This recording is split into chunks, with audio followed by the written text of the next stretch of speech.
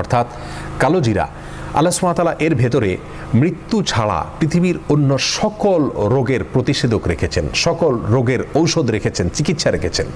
অর্থাৎ কালোজিরাকে যদি কেউ গ্রহণ করেন, খান, সেটা সরাসরি খাওয়া হতে পারে, তেল করে খাওয়া হতে পারে, পান করা হতে পারে, অথবা ভর্তা বানিয়ে খাওয়া হতে পারে। যেভাবেই হোক না কেন কালোজিরা যদি কেউ খান বা গ্রহণ করেন, আল্লাহ সুবহানাহু ওয়া তাআলা তাকে এর মাধ্যমে সকল রোগ থেকে চিকিৎসা বা আরোগ্য লাভের তৌফিক নসিব করেন। অতএব কালোজিরা এর ভিতরে সর্বরোগের ঔষধ রয়েছে, নিয়মিত এটাকে খাওয়া দরকার এবং এটাকে নিয়মিত নিজের জন্য গ্রহণ করা দরকার।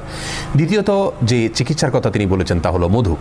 মধু প্রসঙ্গে আল্লাহ সুবহানাহু ওয়া তাআলা নিজেই সূরাতুন নাহলের ৬৯ নম্বর আয়াতে বলেছেন, ফিহি শিফাউল লিন্নাস, এর মধ্যে মানুষের জন্য শিফা রয়েছে, আরোগ্য লাভের উপাদান রয়েছে।